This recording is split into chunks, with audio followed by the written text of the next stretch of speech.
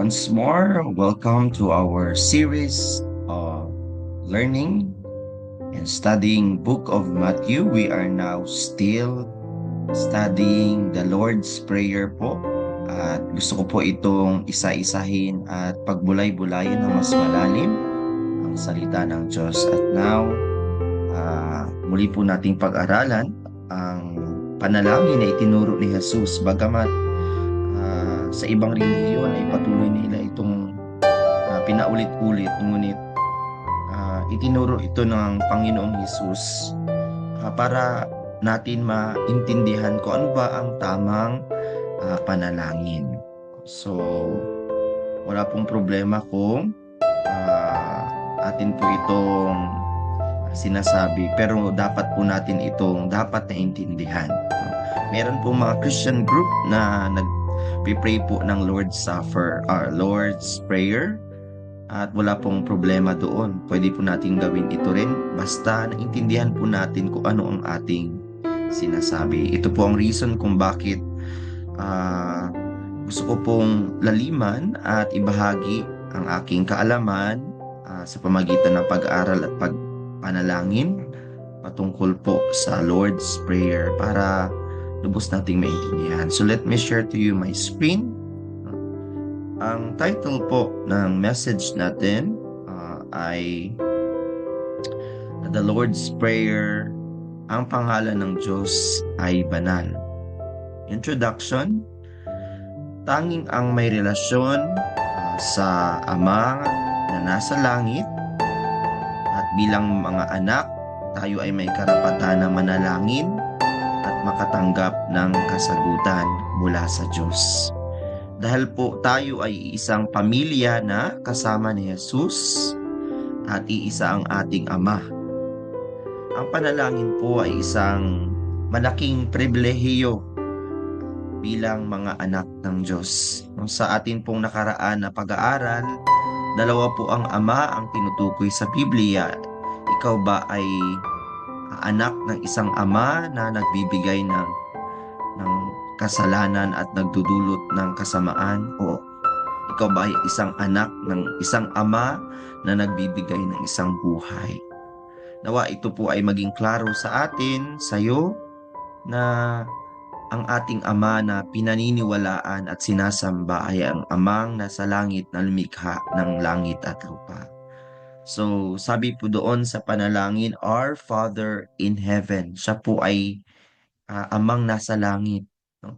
At hindi po siya Ama na katulad po ng Ama na nasa lupa na may limitasyon. Maari po ito ay isang picture ng isang Ama, ngunit higit po ang ating Ama na nasa langit na kayang gawin at kayang ibigay ang kanyang buhay, ang kanyang sarili para lamang tayo ay maligtas, no, dahil sa kanyang pag-ibig, no. At sabi doon, hallowed be your name. Sambahin nawa ang iyong pangalan. Ang hallowed po ay also term used as holy, no? Ano yung ibig sabihin ng holy o hallowed be your name? Ang kanyang pong pangalan ay banal o holy means set apart, no? Kaya po hindi po natin ito basta-basta dinudugtong sa anumang paraan na hindi po maganda kung tayo ay nadapa, tayo ay may ginawang hindi maganda o para matakpan yung ating kamalian. Huwag po nating gamitin ang pangalan ng Panginoon sa walang kabuluhan, no? Sapagkat ang kanyang pangalan ay banal, no? At nag-iisa lamang, no?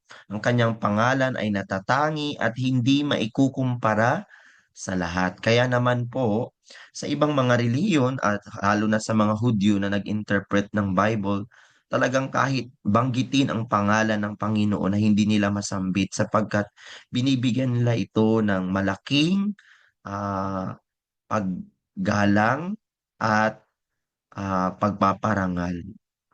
Nawa tayo din po, wag po nating gamitin ang pangalan ng ating Panginoon sana hindi makandang bagay, no?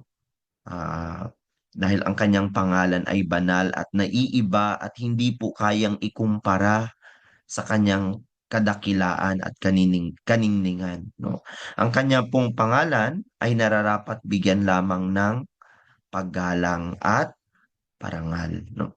Ang number 4 po, may mga halimbawa sa salita ng Diyos, especially sa Old Testament, ng pangalan ng Diyos nila Abraham, nila Joseph, nila David, at mga propeta. At pinapatukoy ito sa katangian ng ating Diyos, Ama na nasa langit. No? Sabi po doon sa Book of Genesis na ang Diyos ay Elohim. No? Ibig sabihin siya ay dakila. No? Siya ay ah, m- mataas na form ng human, no? Mas mataas siya, ay tagapaglikha, no? El Shaddai, no? Almighty. ah Walang nilikha kung wala siya, no? At wala tayong buhay kung wala siya. Siya rin po ay tinutukoy sa pangalang Jehovah Rapha, means the Lord heals, no? Siya ay isang dakilang manggagamot sa ating mga puso. Siya ay dakilang manggagamot sa ating mga sakit. Siya ay dakilang manggagamot sa ating espiritual na problema. At siya ay dakilang manggagamot sa anumang karamdaman at anumang problema ng ating buhay. Siya po ay tinutukoy din bilang Jehovah Shalom, na siyang magbibigay sa atin ng kapayapaan. Kayo po ba ay nalulungkot? Kayo po ba ay hindi makatulog?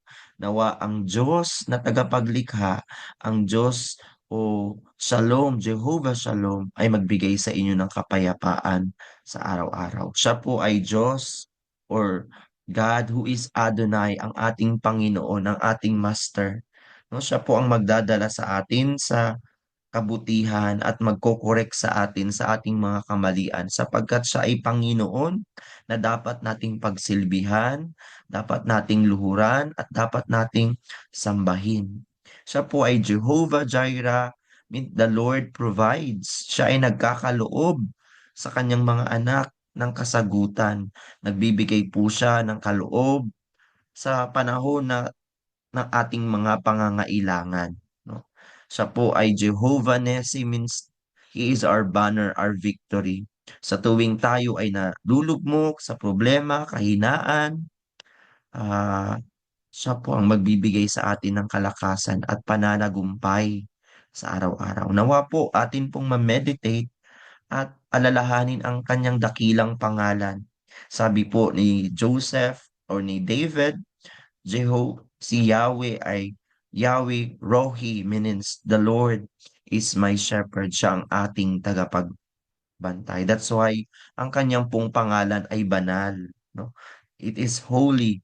It is set apart among all names, no? Sabi po ng Philippians 2 verse 9 to 11, ang kanyang pangalan ay higit sa pangalan ng ano pamang pangalan dito sa sanlibutan. Nawa po, kaya sabi niya, manalangin kayo, hallowed be thy name, no? Sa kanyang dakilang pangalan. Ano po ang pangalan ng ating Panginoong Diyos? Siya po ay si Jesus, ang ating tagapagligtas. Siya po ang ating Kristo, ang solusyon sa ating ugat na mga problema. Siya po ay ang Diyos na laging nandyan, no? He is Jehovah, no? And number 2, paano po tayo manalangin? Manalangin tayo na dumating nawa ang kanyang kaharian. No, may your kingdom come. Sino po ang naghahari sa iyong buhay? Ang Biblia po ay may pinapatukol, ah, nagbabahagi ng dalawang klase ng kaharian. Ang kaharian ng sanlibutan na pinaghaharian ng prinsipe ng hangin. No, ang kanyang pangalan ay si Satanas. Ano ang layunin ni Satanas? No, ninanais niya na ang tao ay mahulog sa makasanlibutang bagay, tulad ng pagiging makasarili o mag-focus sa sarili, no? At hindi isipin ang iba at isipin lamang ang sarili, no? Pangalawa, ang Diyos ng sanlibutan ito ay nagdudulot sa atin para mahulog at mawala sa focus sa Panginoon at mahulog sa material na bagay, lalo't higit sa tinatawag nating pera. Kayo po ba ay sentro ang inyong buhay ay pera? No? Ito ba ang iyong Panginoon? Ito ba ang naghahari sa iyo? Nakikita natin ang maraming tao, mga politiko, mga businessmen, no? Na talagang gahaman sa pera at kaya nilang gawin ang masamang bagay para lamang sa pera. No? At ano ang hari ng sanlibutan ito? Nagdadala ito ng fake success o maling katagumpayan, no? Na walang Diyos. Maaring pagkaloob niya ang lahat ng bagay dito sa sanlibutan, ngunit ang dulo nito ay kapahamakan dahil ang tao ay nadaya sa tinatawag na fake o hindi totoong klase ng tagumpay. Ano po ang tunay na tagumpay? Ang tagumpay ay ang makilala ang Panginoon sa buhay. Ang tagumpay ay ang makalaya sa kamay ng dyablo. Ang tagumpay ay mapawalang sala sa ating kasalanan, hindi po ang material at pisikal na bagay. Huwag po tayo mahulog sa kaharian ng sanlibutan. Sabi ng Panginoon, nawa ang iyong kaharian ay dumating. Ibig sabihin, mawasak nawa ang kaharian ng dyablo sa ating mga buhay, no? Na nagdudulot sa atin ng kalungkutan at pagdurusa. Ang kaharian na sinasabi ng Biblia ay ang kaharian na pinamumunuan ng ating Panginoon, no? Ang kaharian ng langit, no? Ang triune God na sumasa atin. He is God the Father, God the Son, and God the Holy Spirit. Ang Diyos Ama na tagapaglikha na nasa langit na siyang tumitingin at umaagapay sa Kanya at nagkokontrol ng sanlibutan ito. Maaring tayo ay nasa sitwasyon na nagtatanong sa Panginoon, ngunit ang Panginoon ay nasa in control ng ating buhay. He is a sovereign God. Ibig sabihin, kontrolado niya ang lahat ng pangyayari, no? Sa ating mga buhay at sa mga nangyayari sa ating kapaligiran, sa ating bansa, no? Sa mga disasters na dumarating. Siya ay Diyos, anak na si Jesus na siyang namatay sa cross para sa kabayaran ng ating kasalanan. Sapagkat po, hindi natin kaya na mapatawad o mapawang lang sala. Siya din po ay Diyos na Espiritu na umaagapay at sumasa atin. Siya po ay Diyos na nagbibigay sa atin ng comfort, tulong sa panahon ng ating pangangailangan. Siya po ay Diyos na Emmanuel na sumasa atin. Ang Diyos na ito ay iisa, no? God the Father, God the Son, and God the Holy. They are both one God but in different persona. So kung ikaw ay nananalig sa Diyos na nasa langit, no, siya ay maghahari sa iyong buhay. Ito po ang ibig sabihin na ang kaharian ng Diyos ay dumating sa atin. Ibig sabihin, naniniwala po tayo na ang triune God, ang Diyos, ay sumasa atin at walang bagay na hindi natin kayang gawin at hindi niya kayang gawin para sa kanyang mga anak. Kaya sabi ng Panginoon, ganito kayo manalangin, nawa ang kaharian ng Diyos ay dumating sa ating buhay. Kung ang kaharian ng Diyos o siya ang maghari sa iyong buhay, wala na tayong dapat alalahanin pa. Nawa, ang kaharian ito ay dumating sa ating buhay, sa ating tahanan, sa ating simbahan, o sa anumang trabaho o ating ginagawa. At ang kadiliman ay mawasak at ang gawa ng dyablo sa ating kaisipan, sa ating mga puso ay mawasak. Pangatlo po, nawa o masunod, nawa ang kalooban ng thy will be done. Kung tayo ay mananalangin, madalas po tayo nananalangin na ang ating kalooban ang masunod. Kaya sinasabi natin, Panginoon, ito ang gusto ko. Ito nawa ang mangyari. Ngunit ang ibig sabihin po na maunawaan natin ang kalooban ng Diyos ay gawin ng Diyos ang kanyang nais sa ating buhay. Naalala niyo po si Jesus, no? Nung siya ay dumating at ang kalooban ng Diyos na siya ay mamatay para sa atin. Ang kanyang panalangin sa Mark 14:36, Panginoon, ang iyong nawa, ang kalooban ang dumating. Kung ang kalooban ng Diyos sa ating sa mga oras na ito ay tayo ay magdurusa para ang kanyang kaluwalhatian ay dumating, ay sumagana, tanggapin po natin. No? Kung ikaw ay nasa lugmok, karamdaman, kalungkutan, pighati, alalahanin mo na kung ito ay para sa kalooban ng Diyos at kaluwalhatian ng Diyos, dapat nating itong tanggapin ng may kapayapaan at kasiyahan. Sapagkat alam natin, number one, na merong lubos at kumpleto at perpektong plano ang Diyos sa ating buhay. Ano ang plano ng Diyos sa ating buhay? Ang ating kaligtasan. Ang plano ng Diyos sa ating buhay ay mabuhay tayo nakasama si Jesus sa ating buhay ng mayroong pagtatagumpay. No? Ano po ang kalooban ng Diyos? Ang pinakananais ng Diyos sa ating buhay na dapat natin siyang sundin.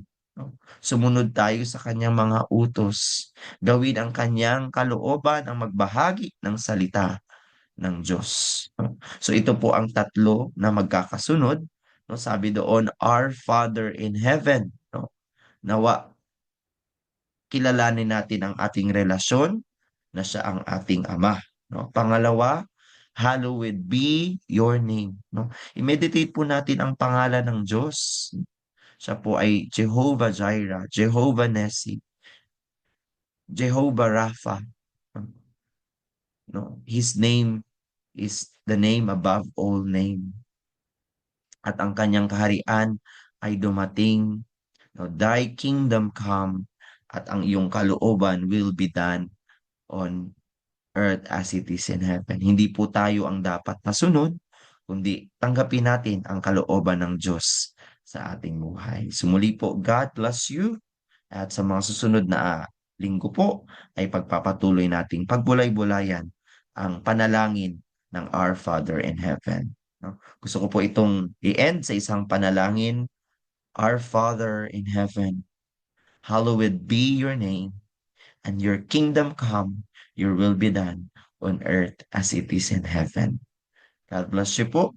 I hope na may nauunawaan po tayo sa salita ng Diyos na ating natanggap ngayong hapon. No? Ulit, God bless you.